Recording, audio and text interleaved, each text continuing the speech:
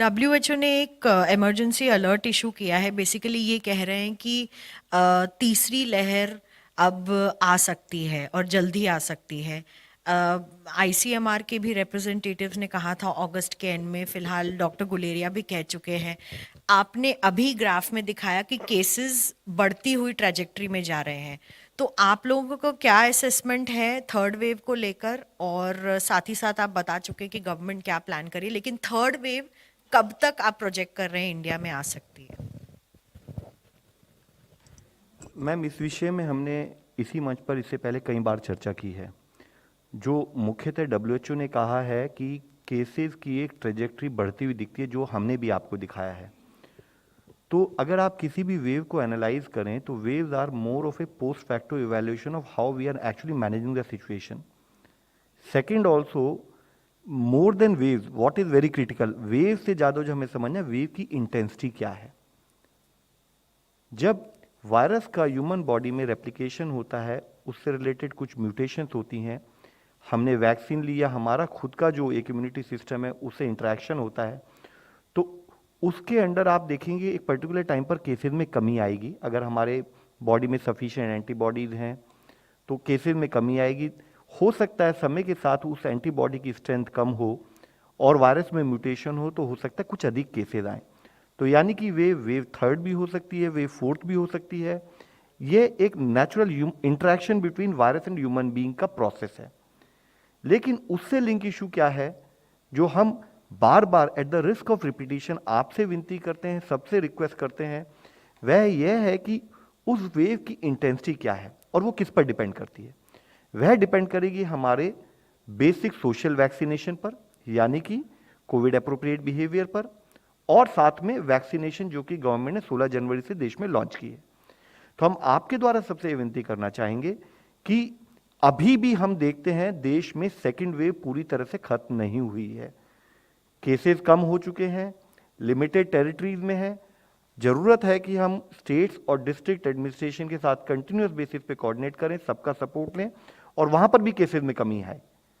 तो उसके साथ साथ हम अपना इस पूरे विंडो को इस्तेमाल करें, जैसे माननीय प्रधानमंत्री ने आज कहा है कि कैसे हम अपने हेल्थ इंफ्रास्ट्रक्चर को फर्दर अपग्रेड करें, स्ट्रेंथन करें, ताकि कभी भी अगर केसेस में बढ़ोतरी दिखे तो हम उसको ढंग से मैनेज कर पाए।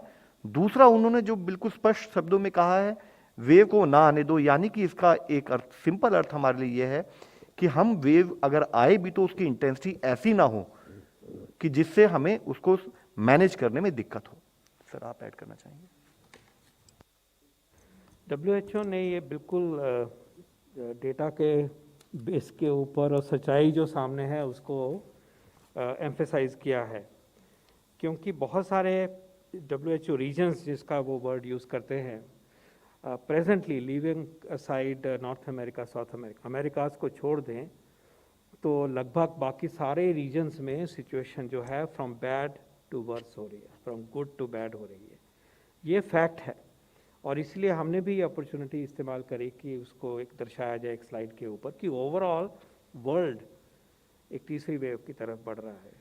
और ये एक सच्चाई है। ये हमें आज प्रधानमंत्री जी ने भी इसका जिक्र किया। उन्होंने कहा कि ये हमारे लिए चेतावनी है, रेड फ्लैग है, इसको आप वार्निंग लेकर चलिए कि सब कुछ जो है वो टेकन फॉर ग्रांटेड नहीं हो सकता है। सजगता, सतर्कता की बात उसी में से उन्होंने उठाई। अब मेरे सामने स्पेन का डेटा दिखाई दे रहा है, 64% इंक्रीज हुई है उनके वीकली केसेस में, एक वीक के ऊपर 64%। इसी प्रकार अगर आप देखते हैं नीदरलैंड में 300% इंक्रीज 1 वीक में हुई है। ये यूरोप का हाल है। इसी प्रकार अगर हम इंडोनेशिया, बांग्लादेश, थाईलैंड देखें, थाईलैंड में इतना स्टेबल सिस्टम रहा बहुत देर तक, वहाँ इंक्रीज हुई है। अफ्रीका का डेटा देखें तो शायद 50% लगभग के करीब इंक्रीज हुई है। तो ये आपने अच्छा कहा इस मंच पे कि ये जो डब्ल्यूएचओ की चेतावनी है वो एक ग्लोबल चेतावनी है। हम उसको समझें, एक वायरस के बिहेवियर को, इतने बड़े स्केल में जो संक्रमण हो रहा है उसको समझें, उसको देखें, उससे लेसन लेके जो हमारे पास टूल्स हैं, टेस्ट का टूल, ट्रैक का टूल, टीका का टूल और वैक्सीन के अलावा जो कोविड अप्रोप्रिएट बिहेवियर का हमारे पास जो टूल हैं, उन स्ट्रैटेजीज़ को हमें अपनाना है और हमें बचाना है। थर्ड वेव के बारे में बार बार जो बात उभरती है, वो इसलिए आती है कि हमारी पॉपुलेशन अभी भी वल्नरेबल है। हम हर्ड इम्यूनिटी तक नहीं पहुंचे हैं, इन्फेक्शन के दौर पे भी नहीं पहुंचे हैं, और ना ही हमें इन्फेक्शन के रास्ते से हर्ड इम्यूनिटी लेनी है। वैक्सीन के लिए हम तरक्की कर रहे हैं, लगभग 50% हमारे मोस्ट वल्नरेबल लोग जो हैं 45 के ऊपर, वो प्रोटेक्ट हो गए हैं। मोर्टेलिटी का इम्पैक्ट उस पर पड़ेगा ही, कम होगा ही होगा, लेकिन इन्फेक्शन का स्प्रेड हो सकता है। तो we are vulnerable, virus is still around. कुछ लोकेलिटीज़ में ज़्यादा है, आपने देखा है ज़िलों में और स्टेटों में। तो इस दशा में हमें सजग रहना चाहिए कि कोई भी एडिशनल ओवर आउटब्रेक हो सकती है, और हमारा डिक्लाइन जो है आपने देखा है कि स्लो हो गया। ये हमारे लिए वार्निंग है। सिचुएशन कंट्रोल में है, लेकिन आगे ये खराब हो सकती है, लेकिन ना खराब होने देना ये हमारे हाथ में। वही टूल्स हैं जिनकी बात बार बार होती है, अगर हम इस्तेमाल करेंगे, जिम्मेवारी निभाएंगे, तो थर्ड वेव नहीं आएगी। प्रधानमंत्री जी ने तो हमें नारा और उद्देश्य और टारगेट यही दिया है कि थर्ड वेव हमारे देश में नहीं आने देना, और ये संभव है। अगर हम जुड़ के फैसला करें तो ये संभव है।